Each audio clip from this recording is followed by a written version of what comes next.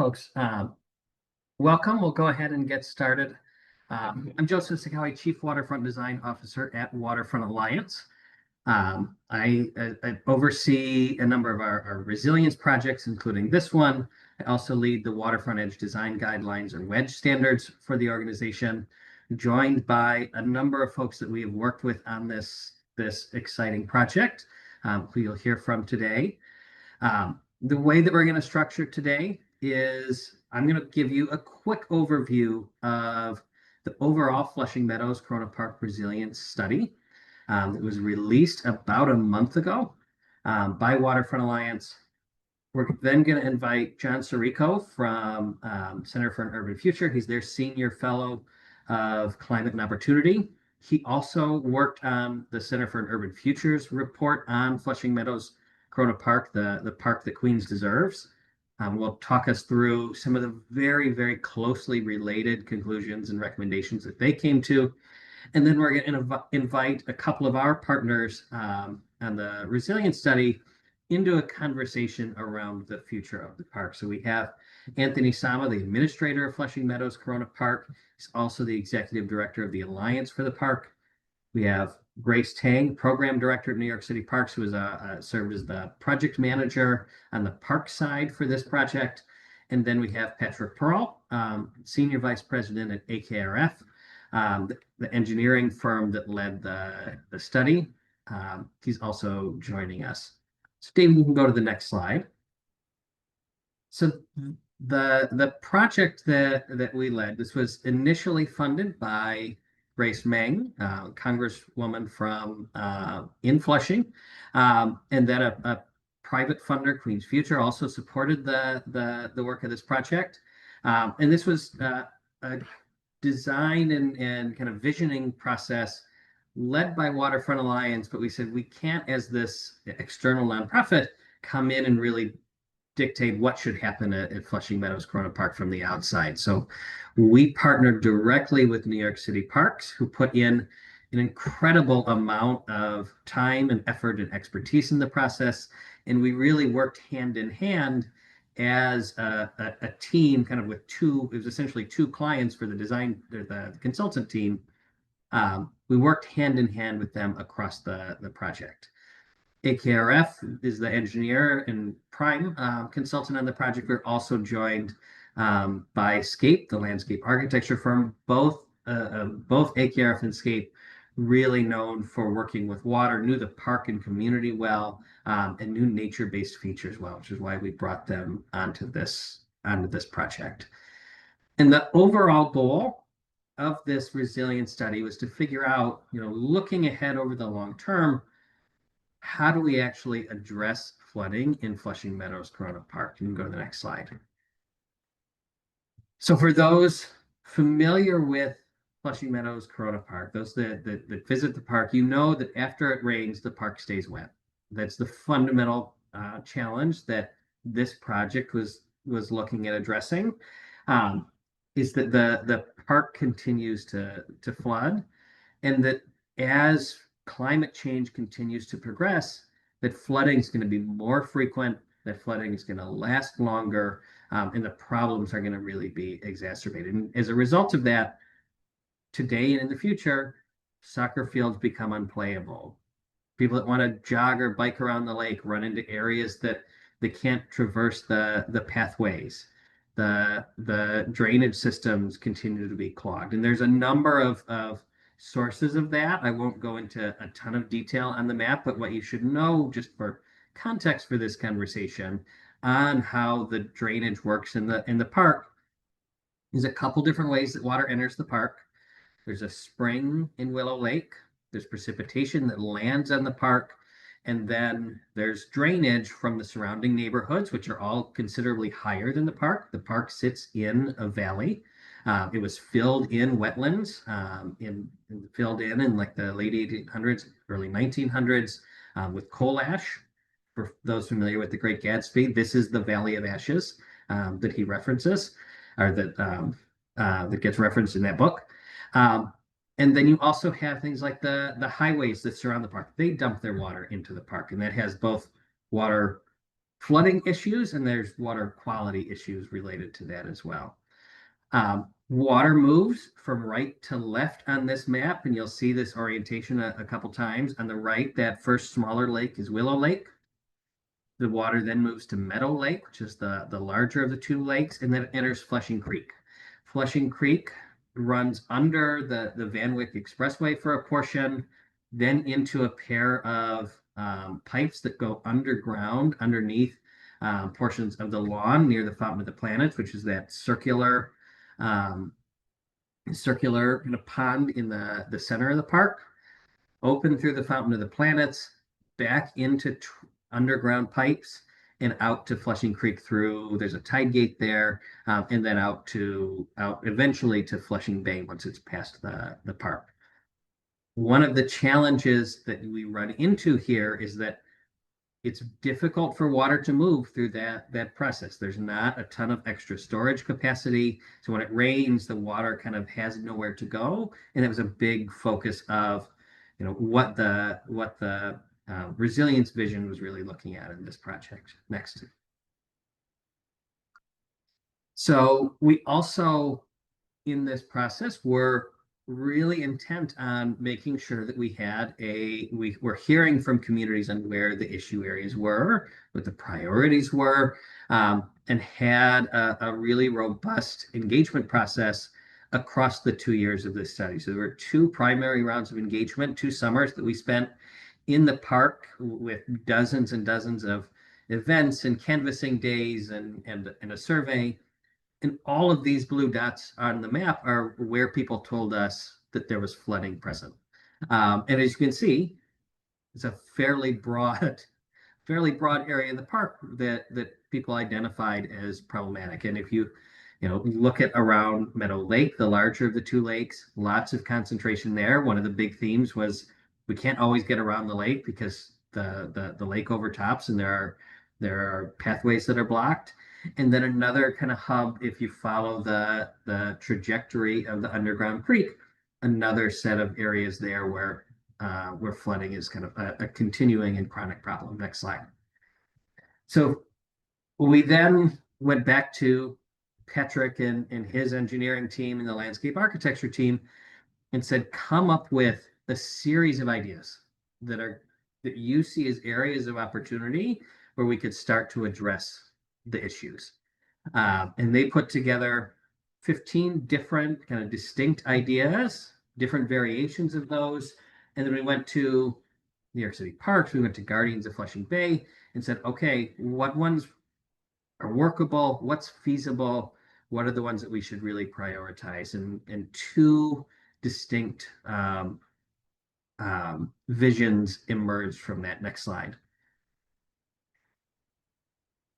And that's going to be reshaping Meadow Lake, expanding the edges of the lake so that it can hold more water, essentially allow the water to safely go to the lake rather than some of the pathways, and then daylighting Flushing Creek.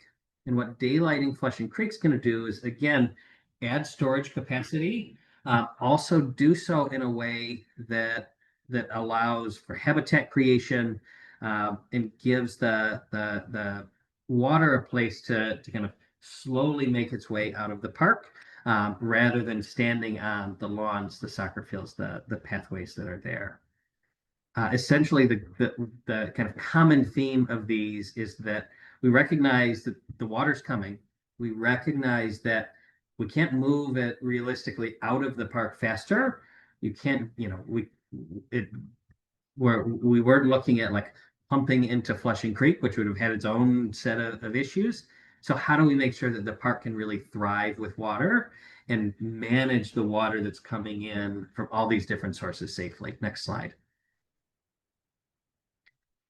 So this is the Fountain of the Planets today, just as kind of the before comparison. All those blue dashed lines are areas where you see fairly frequent flooding. This was a combination of New York City Parks. Anthony's team and the maintenance teams really contributed to this. Here's the areas where we see flooding now. And then if we go to the next slide, you can see what the proposed concept would be. That proposed concept would open up the creek on either side of Fountain of the Planets, add floodable wetlands and floodable space on either side of that. And then we'd even renaturalize the actual Fountain of the Planets itself as wetlands, all of which can be flooded as a way to make it so that again the park can really thrive with water. There's elements of the soccer fields may need to be relocated. That we recognize how important soccer and recreation is in this park. The goal was that particularly with the soccer fields, we'd always work in ways that they could be relocated and improved. We wouldn't want to take away an asset like that. And then you'd add in some bridges to maintain that kind of historic pathway structure of the park while also working around this new water concept. Next slide. And just this is another a view looking kind of from the top of the Fountain of the Planets.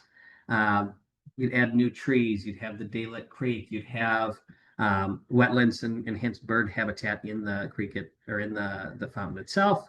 Some overlooks would be built in to really let people interact with nature. Next slide.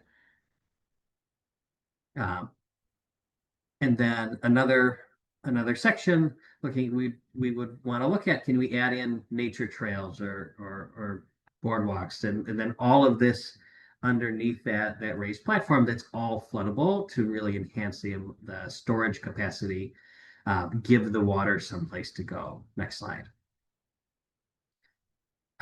We'd also be looking at, can we create some kind of other upland space in the park? We'd be looking at soccer field improvements, other components of kind of while we're opening up the creek, how are we designing around it to make it an interesting place to be? Next slide. And then Meadow Lake today, similarly, those blue dashed lines all around the park showing that, hey, there's a lot of flooding that exists here. The overall vision of the lake is that we take kind of individual areas. You can go to the next slide and actually be able to expand the lake shoreline so that you have wetlands around the outside that are going to provide both a water quality benefit. Wetlands provide a lot of really important filtration and are able to hold more water after a rain event. And with the lake in particular, like there's not a scenario where the entire lake would be done at the same time. This was very much, the lake in particular is very much kept at like the master plan level, but as individual opportunities arise, can we take sections of this shoreline and add that lakeside trail that's on the bottom, the birding cove, the shore restoration in that upper right corner, individual areas that could advance where there's a funding opportunity that arises, where there's a project opportunity that parks could pursue. And then this is also a way to deal with some of the Phragmites, which is not a native species. If you've been along the lake recently, you recognize that across a lot of the lake, you can't even see it because the Phragmites are so thick, so tall. They've choked out a lot of the other wildlife. There's a particular water depth that they thrive in. You can design these shoreline areas so that you are creating an environment where other types of wildlife, other plant species are going to thrive, and those Phragmites are not. Next slide. And then, as I said in the opening, this was very much a vision project for what the future of the park is. I do want to make it clear that there's no direct funding pathway for this at this time. The project was really set up to give, to take some of these community ideas, like daylighting's been talked about in the community for decades, and put enough engineering and landscape architect heft to those ideas that then we can start to put this in front of potential funders for long-term implementation, so that now these ideas have gone from just something that gets talked about in community meetings from time to time to there's actually we've established some of the initial feasibility.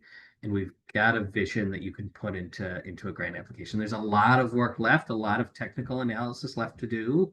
I'm sure when we get to Q&A at the end, there's going to be a number of technical questions around soil relocation and volume of water, and a lot of those we haven't figured out yet. Those are for future phases of this work, but this gives us a base to really build off of over the long term. At this point, I'm going to turn it over to John, who will talk a little bit about the Center for an Urban Futures report, which fits in with this incredibly well. And our reports came out in similar timelines. We had a number of conversations with John, so did the design team. And then Anthony's the common link, is the administrator of the park and the head of the alliance, the common link between these two. So very natural that they build off of each other so well. So John, I'll turn it over to you. Thanks, Joseph. So I'm going to briefly, my name is John Surico. I'm the Senior Fellow for Climate Opportunity, as Joseph mentioned, at the Center for Urban Future. This is the cover of our report that we released just a couple months ago, The Park Queens Deserves, which is all about 20 ideas for harnessing the full potential of Flushing Meadows. I'm going to briefly talk about CUF as an organization first, who we are, and then I'll go into what we found. So just some background on Center for Urban Future, CUF as we call it as an acronym. We've been around for quite some time. We've been around since 1996, putting out thoughtful, impactful policy reports that really influence a number of different issues. We touch on a number of different topics, all about economic mobility and good paying jobs in New York City. This covers everything from CUNY and the tech industry to public libraries and aging New Yorkers. And, a couple of years ago, Parks and Open Space was added to this portfolio, and it's work that I've been leading at CUF for almost 10 years now.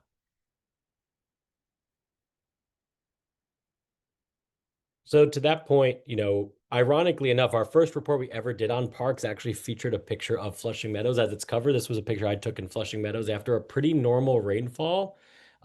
This was a new leaf, of kind of first of its kind look at the entire city's parks infrastructure, and really looking at where the problem areas were.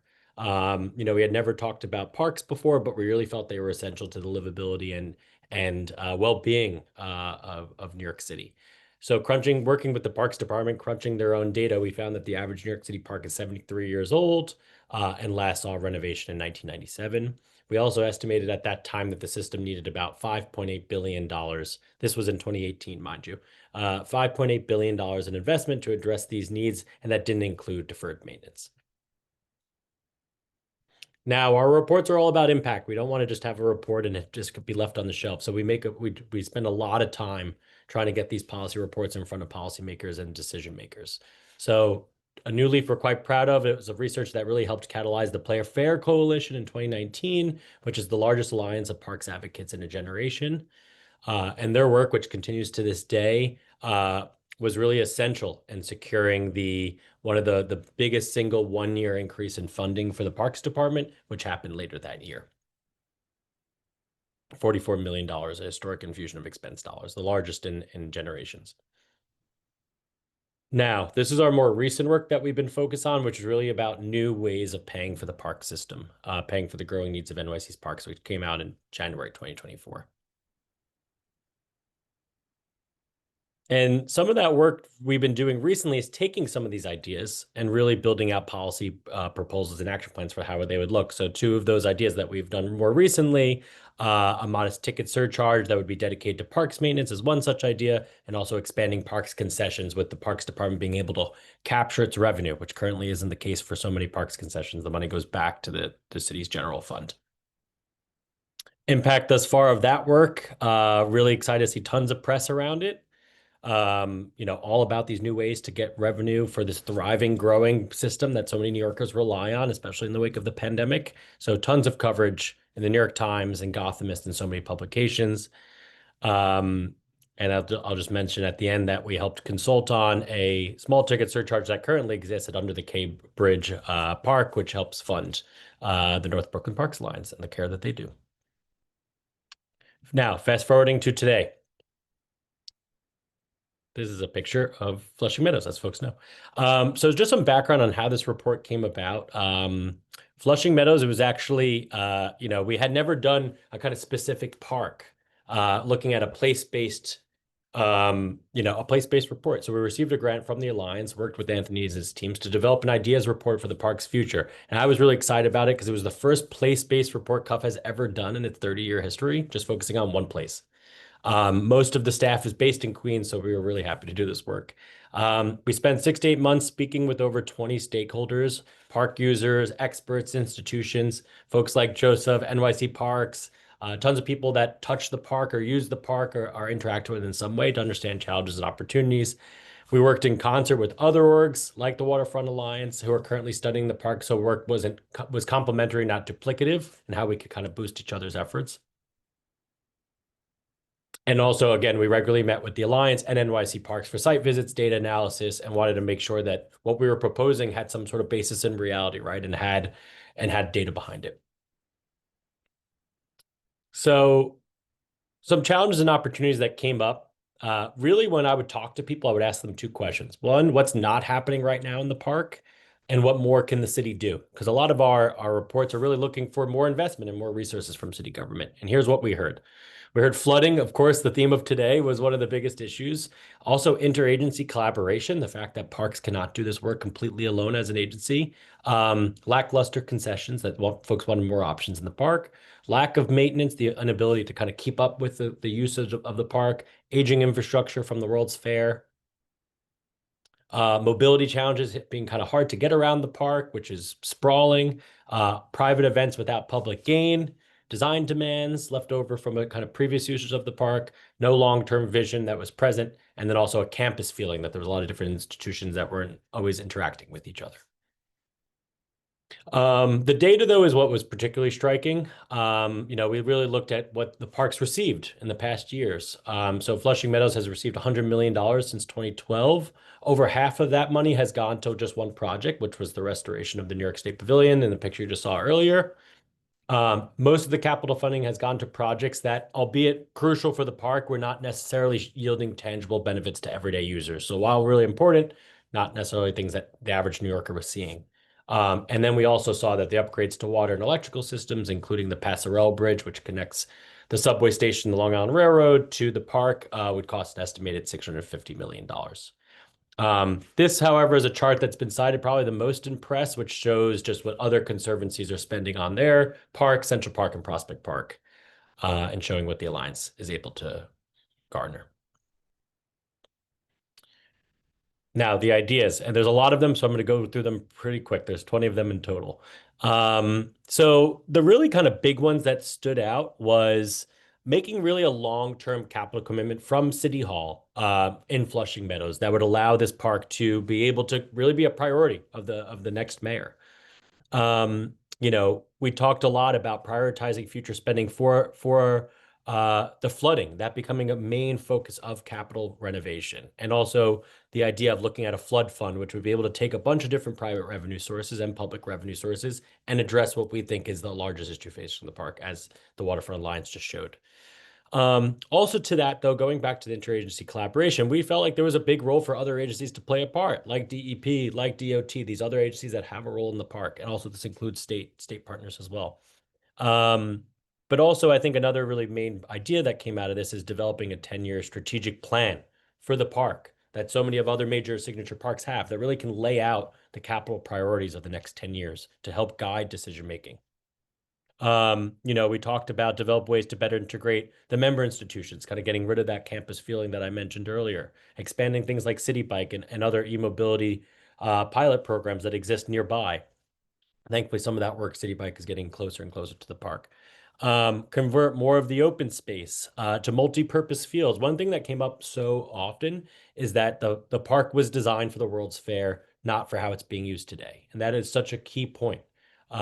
Because now the park is being used in so many different ways. It's such a center of recreation, of entertainment, of leisure. And we felt like the design of the park has to kind of meet this much more modern and contemporary needs.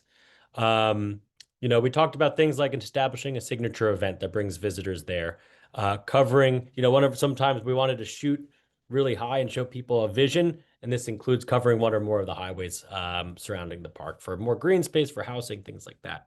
Daylighting Flushing Creek is in there as well. Reducing the amount of asphalt, which is directly related to flooding, tons of asphalt again when it was still a fairground. Thinking about ways of creating more dynamic food options, a sit-down cafe near the Queen's Museum, other things that go back to that concessions point.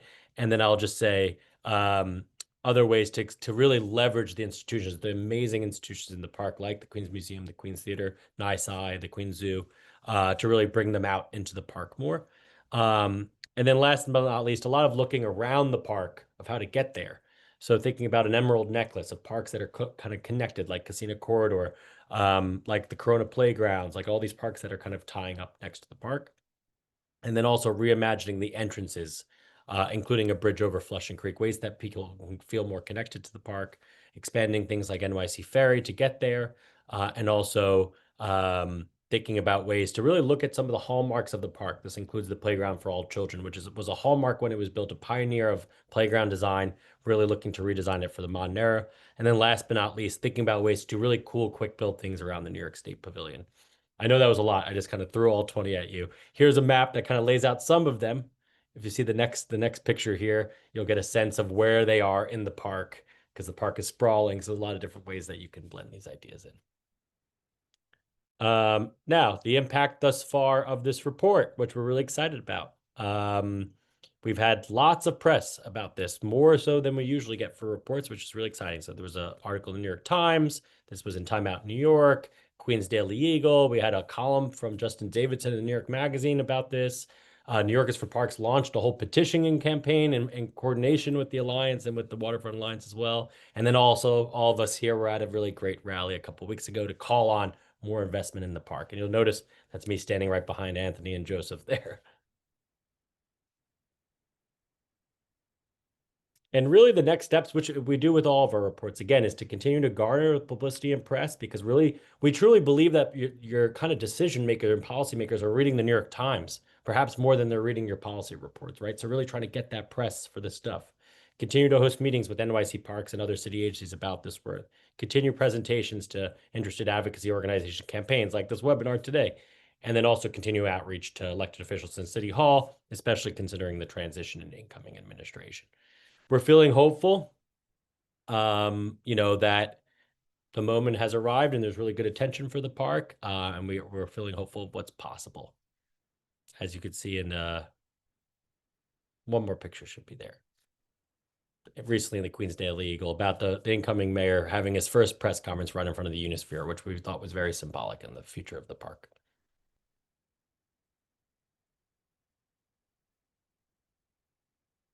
And that's it for me. Thanks, folks. Appreciate you having me and letting me talk all about one of my favorite parks in the city.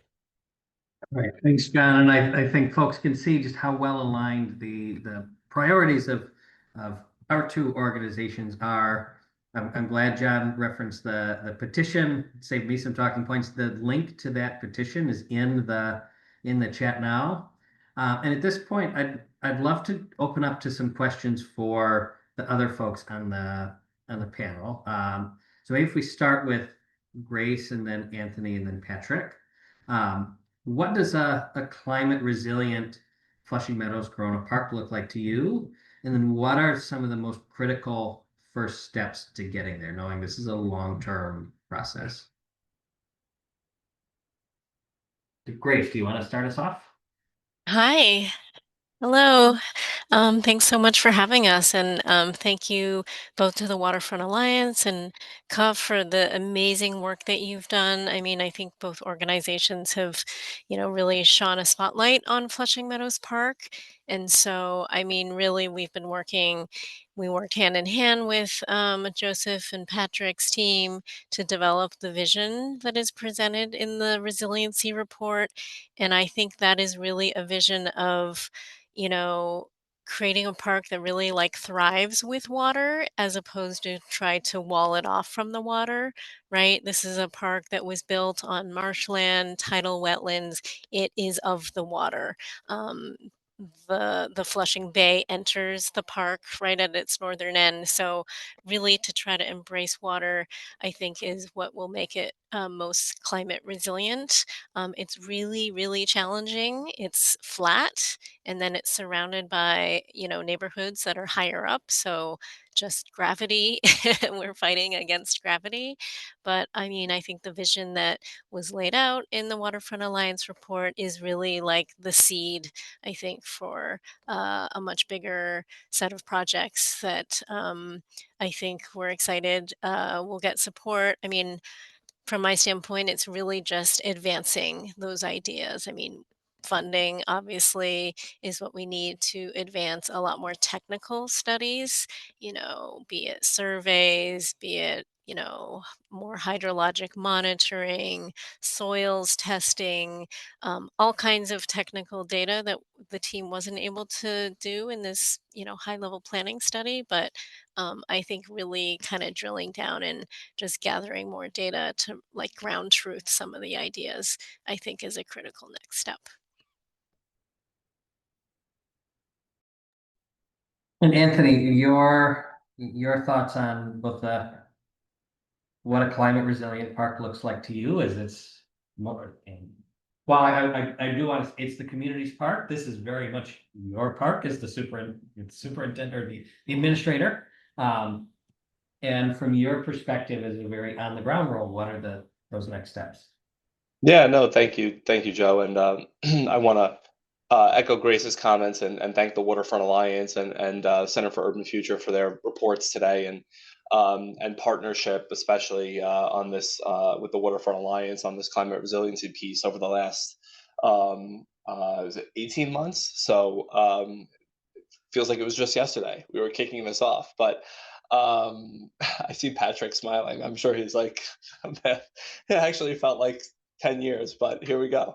But in any case, it was really a pleasure to be part of the project and really amazing thought partners that really put together this great report. And I'm excited to have been a part of it and with Grace and the rest of the parks team. I think, building on what Grace said, what does a climate resilient Flushing Meadows Corona Park look like to me? I think it looks like a space that we can really be proud of. That's on the cutting edge of climate resilience in New York City and in Queens. I think it looks like a space that we can enjoy before, potentially during and after storms. To some of the initial comments that you said, stated, Joe, about how a lot of times, we see amenities fall offline for days at a time after storms. I mean, it's about building a space that is prepared for our changing weather. And what that means is making sure we're providing our communities with the amenities they rely on, regardless of what the weather looks like, earlier in the week or today or, next week. So, trying to make sure that we're working together to design a space that's captivating, that's dynamic, that's able to change as our world changes. I'm excited to kind of dig into the next steps here. I mean, I think, this report is the first step of many, many steps ahead of us. But it's an incredibly important one as we, work to advocate for those other investigative studies that Grace spoke about, which will be incredibly important to, achieve the goals that we've laid out here. So again, just want to echo all that thanks and look forward to continuing to work with you guys on these efforts. Trey? Yeah, so I'll echo the thanks for just broadly the opportunity to have this conversation here, and for a few of us for this reunion. It feels like it was 18 months, but it's weird not having our calls anymore. So I kind of miss you guys. So I guess from my perspective, and a couple of people on the call know this too. So I grew up in Elmhurst, Queens, not all that far, but also not known necessarily for like its lush open spaces. So Flushing Meadows Corona Park was my park. That's where we'd go, just even run on grass and see a big water body like Meadow Lake. So for me, as well as I like to think for other people that had grown up in the area, that the goal is simple. At the bare minimum, we want to make sure this park is still here, right? At an absolute minimum. But beyond that, to the points that Anthony, actually, I wrote down the word thrive. It's like Grace said, Joseph said, it's like that we want this to be a place that thrives, right? We know that's a bunch of climate hazards that we see today. Want to make sure that it rebounds. It's a place that we can enjoy through all the different conditions far into the future, and not just for us here talking the phone, but future generations, our kids, which many of us bring our kids there, but also, you know, future generations beyond. It was already said, it's kind of tough going as a last, but, you know, funding certainly a big critical next step. I'll echo as well, a little bit biased because we worked on the study, but the study itself was a great critical first step because we always knew the challenges, but it needed a bit of a vision, or a cohesive vision to bring that together, and have a roadmap, I guess, to sort of move forward, something to act on. So, but yeah, that's it. And then I'm also curious from this group, you know, there's some important first steps here. How do we actually get this done while also ensuring that community voices, especially those who are impacted by flooding, impacted by underinvestment, are included in this process? John, maybe if you want to go first.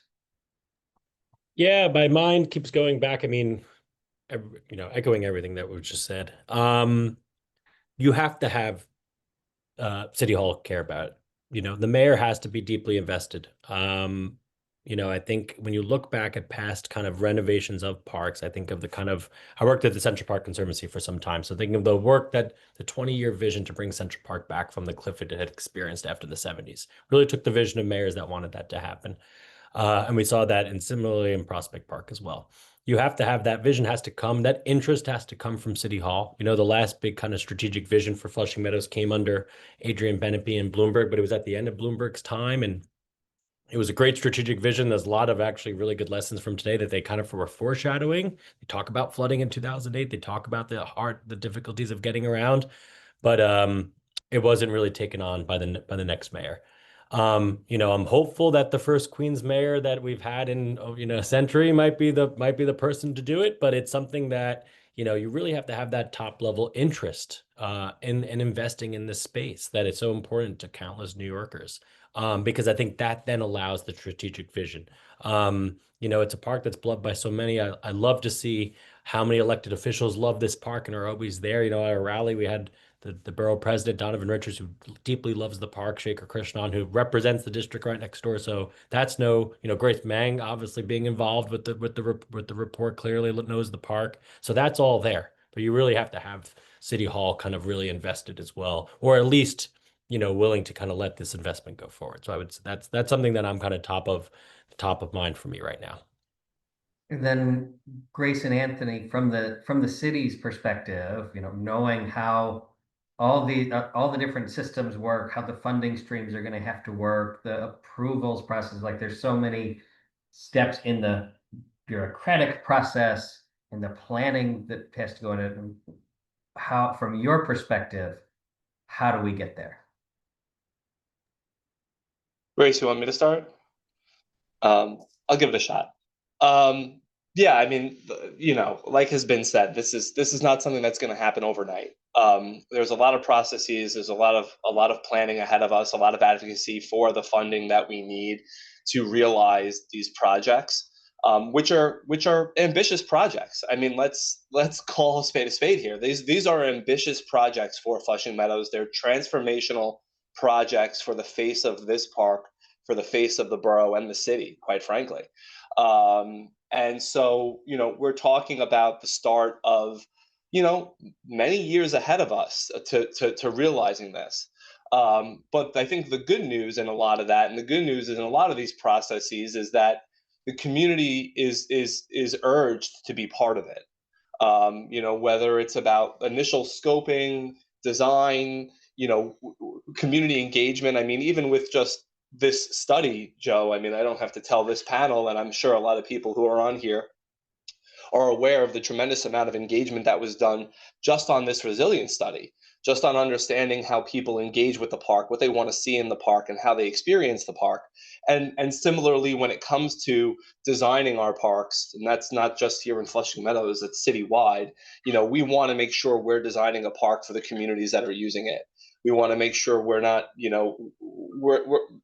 we maybe know the bureaucratic levers that need to get pulled to get these projects done, but when it comes to the finished project, we want to make sure that the community's voice is reflected in the final product. And so I think to answer the second part of that question, I think that's the good part of this, is that we hope to engage the community, whether through our elected officials, whether through community boards, whether through other civic organizations or nonprofit advocates, every step of the way.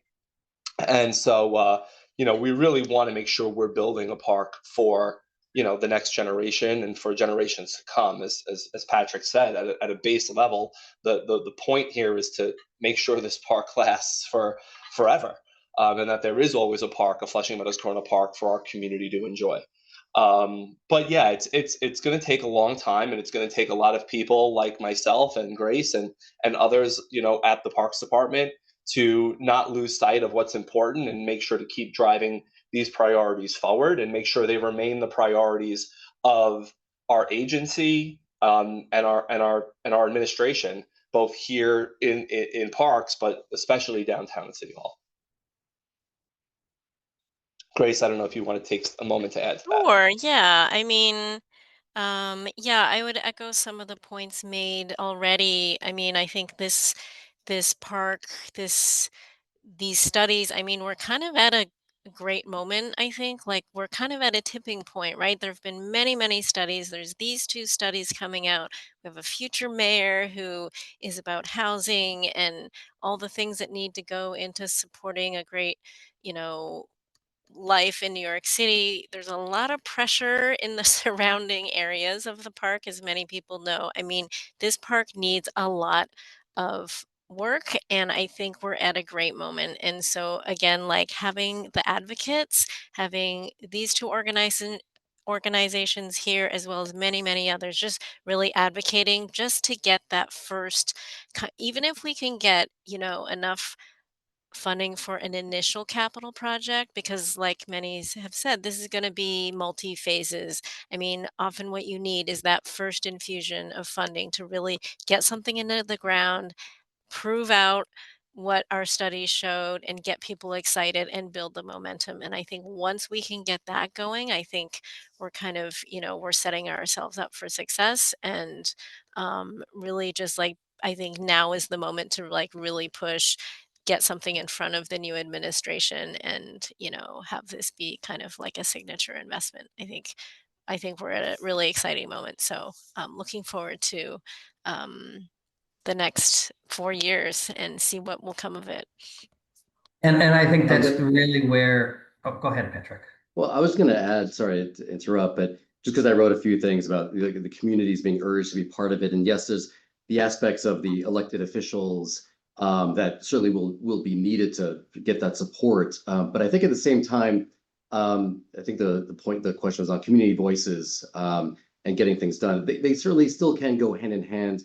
Grace, you talked about the surrounding communities. I kind of feel that even putting a different hat on as like a parent, even there's a great opportunity to partner with local schools and imagining field trips out to Flushing Meadow Corona Park, where the kids of these schools that are nearby, they'd love to just be out there to recreate, but also just to understand and connect the climate education aspect with the flooding and incorporate it as part of a syllabus, so that future generations that we keep talking about, learn the importance about this park, the climate risks, and share that understanding with their families, even bringing that back home so they can talk about it and spark conversations around the flooding, let's say Corona, adjacent just west, and can sort of connect all of those and keep it at the forefront of these conversations and ensure it's relevant and hopefully keep that momentum going, right, as we keep talking about this more and more. So there's just so many different ways of connecting with the community, obviously in addition to elected officials and so on.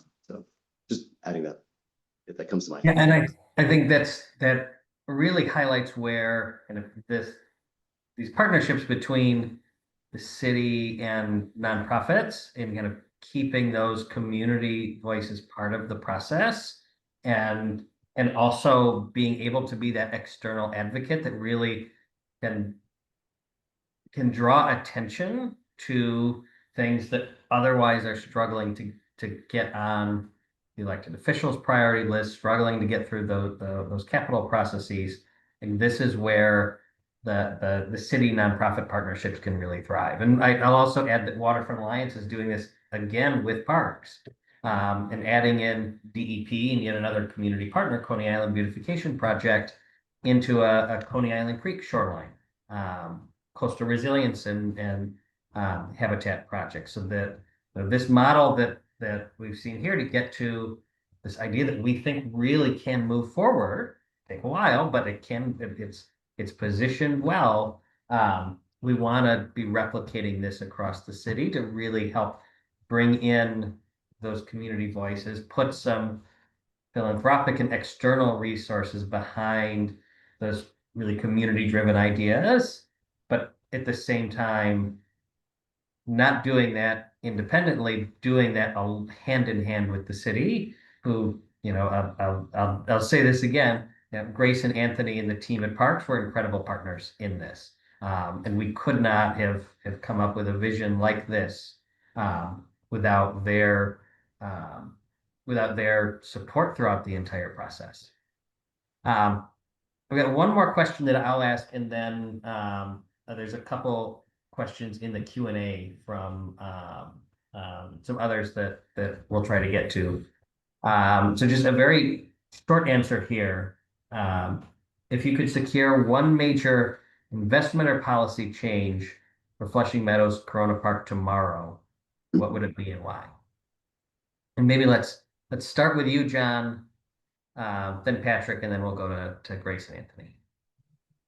Anthony, I'm curious about your answer to this. I think a sustained long-term maintenance and operations fund for the park that's gotten from a couple of different sources. The flood fund to me is like something that should be a model for other parks, so I'm going to go with that.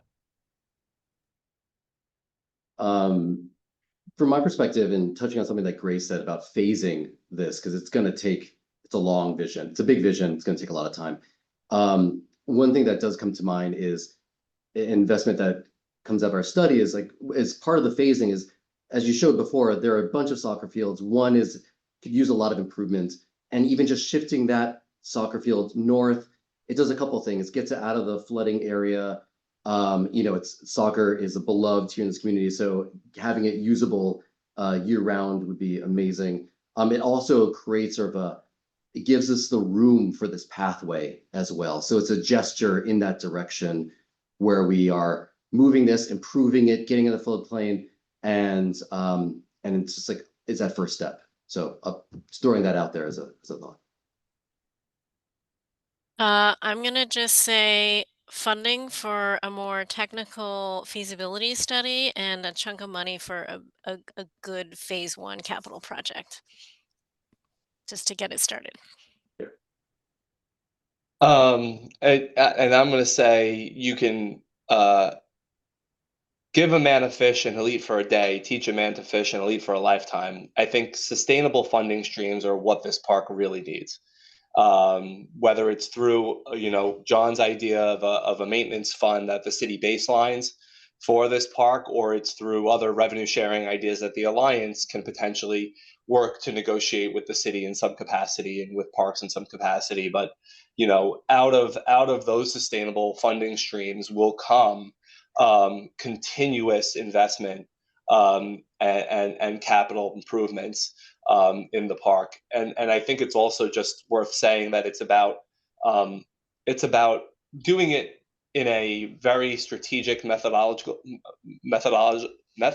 way that takes into account all the different facets of Flushing Meadows. So I really think a master plan is what's necessary for this park next. We have these great projects from this resiliency study, and there's been a lot of work done in other various areas of the park, but I think a full-throated master plan that takes all of these things into account and builds a space that really coalesces and creates a community venue that, like I said earlier, that we can really be proud of and be proud of for generations to come. So the Alliance is actually working towards this very thing with our Vision 2050 project, a roadmap to the future of Flushing Meadows Corona Park. And so really looking to engage the community in what they want to see and how they want to see the park designed for the future, but then ultimately working towards a overall master plan for Flushing Meadows and how we can really think strategically about the best ways to approach these capital improvements one piece at a time. And I'll add, I'm really with Grace on that next phase of the technical analysis to move towards that first phase of a capital project, but recognizing John's point, maintenance and the long-term maintenance of those that capital project has to be included in the funding structure, because the maintenance strain on this park is so significant now. There's a question in the Q&A, and if other folks want to add theirs, please feel free to do so. John, I think I'll direct this one to you. It's from Chichi at AKRF. How might we tie the benefits of the resilience improvements to Mamdani's priorities around affordability for New Yorkers? Yeah, thanks for this, Joe. This is really top of mind, and I'm actually working on an op-ed about this exact topic right now. So it's keen timing. It kind of came from a point that climate wasn't a huge topic on the campaign trail. I mean, there's undertones of the free buses and the city-owned grocery stores that the incoming mayor has put forward that have climate implications, of course. But climate itself and climate resiliency wasn't a huge issue. And, you know, about a week before the election, we had a major flooding event. So it's something that, you know, we really can't escape. It's key to kind of living in the city going forward. And I've done a lot of reporting and research on flooding. But really the kind of way that it could be a part of the affordability agenda is that it threatens your livelihood, right? I mean, not only can you not get to your work, or your work might be completely swallowed by water, but you might not be able to get there, right? Your subways, your roads might be completely flooded. So many working class, low income New Yorkers who can't get to jobs because of flooding, which will continue to get worse. You know, in addition to that too, just seeing what happens in parks like Flushing Meadows and parks all over the city where your only free public space is completely consumed in water for a couple of weeks and you can't use it, right? So this space that so many families in Corona and Jackson Heights and Elmhurst rely on, coming back after a flooding event sometimes takes days or weeks. And it's the only public space they have available to them. So we think there's a clear thread of affordability through flooding, really, as it threatens livelihoods and as it threatens the only free public space we truly have with parks and open spaces. But we really want to see it made more of. Again, I think the mayor-elect totally gets this. I think he understands these issues. It wasn't a huge thing on the campaign trail, but we think that there's a clear narrative thread there. I want to direct the next question to Anthony and then John. We talked a little bit about private funding and partnerships around that can support the park. There's a question in the chat. Have you considered private partnerships for funding, i.e. from the recent casino development? I will say that the other funder, in addition to Congresswoman Meng, is Queens Future, which is the Metropolitan Park Casino Group. They're wanted to be good partners of the park. They weren't involved in the study itself, but did essentially triple the size of this initial resilience study. So they're part of the conversation, but certainly not the only major tenant there. The Cuffs report and it talks a lot about different funding mechanisms, and a lot of Cuffs actually looked at this issue at a citywide as well. So I'm curious. Maybe we'll go Anthony first and then John. You know, what are your thoughts on kind of public or private partnerships to support the park? Absolutely. Well, I'll start by saying I think something that I think we could all agree is that the necessity for public-private partnership right now comes out of a place where our parks are just not receiving the level of budget that they need.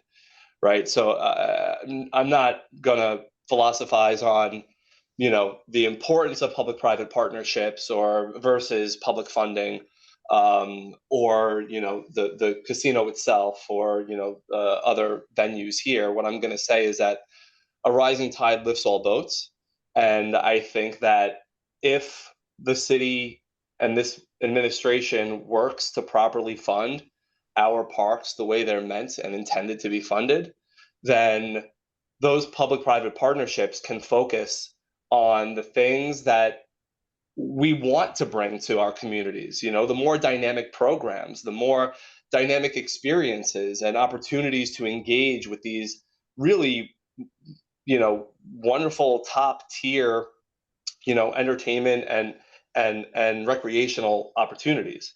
Right now, we're in a place where we need those public-private partnerships to help fund actual capital improvements, which I think is an unfortunate place for us to be in. That said, there is certainly value to them, and of course, as the executive director of the Alliance, we're built on public-private partnership. That's the name of our mission, is creating and supporting programs and opportunities for Flushing Meadows Corona Park in ways that the Parks Department can't. And we do that solely through public-private partnership. And I am thankful for the partners that we've been able to build relationships with, from the USTA to even events like Governor's Ball, who I think John will agree is perhaps the poster child for a lot of certainly one of the very key ideas on revenue generation. And they've been wonderful to the park, and they've been wonderful with the Alliance, providing us over 2 years with over $200,000 in support, which is great. But they're doing that now, quite frankly, not to be a little tongue in cheek here, but out of the goodness of their heart. They don't have to do that, right? And we're lucky to have a partner like that who sees the value in investing in our public space. Of course, they have their own agendas as well. I'm not blind to how the game gets played and the sausage gets made. But at the same time, these are people who see the value in our spaces and see a reason to invest in our spaces to make sure it's a space we can all recreate in together.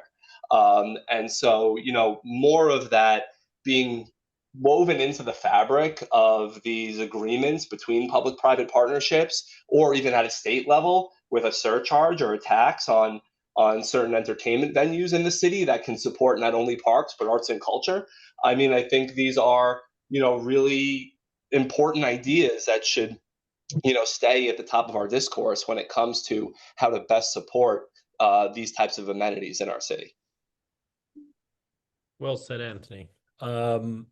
Yeah, I mean, this is something that I'm so glad you mentioned Governor's Ball. It's something that, it's definitely a poster child. Also, it had to be done because currently the system has the money go into the general fund. It does not go back to parks, these events. And it's really something that, as parks become these centers of events more and more and more, as we see with Prospect Park, Central Park, under the Cape Bridge, all these places, there really needs to be a mechanism to keep that money in the parks where they're at.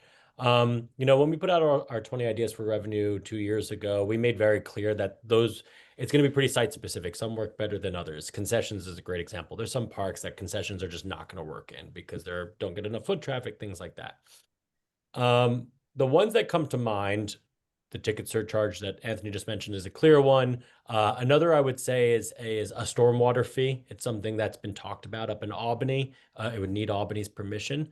And this is something that the head of DEP, Reed Agarwal, has really called for, a stormwater fee that would allow, if you contribute a lot of overflow into the water system, you have to pay a fee that would go to parks and DEP. And the other I would say is a way to harness real estate and think about a parks improvement district, or a way to harness real estate development that's naturally going to be coming, to Wilt's point. And we see that the buildings are being built as we speak, as a way for them to really create an easy way, because right now there's just not an easy way for it to happen. It has to be created for a mechanism that would allow dollars to go into a maintenance operations fund for the park. So those are the ones I think are most applicable to Flushing Meadows, just given what it's kind of already doing and what it's good at and what it has going around. I think that, again, the funding solutions are site specific, but those are the ones that come to mind in terms of public-private partnerships. Well, so we're at time, so I want to thank Grace, Anthony, John, Patrick for joining today for your incredible work on this project. I've added in the chat for everybody the Waterfront Alliance link to the report and the Center for an Urban Future link to the report. The action item for today is to go to that petition that is the partnership between Center for an Urban Future, the Alliance, Waterfront Alliance, and New Yorkers for Parks. Sign that petition. Let elected officials know that flood resilience for Flushing Meadows Corona Park matters to you. So thank you all for joining today. Thank you to the panelists. This conversation is going to continue for a long time as we move towards building a more resilient park. So you will hear from this group again and stay connected to us. Thank you all. Great. Thanks, everyone. Thank you. Thanks all. Bye. You guys.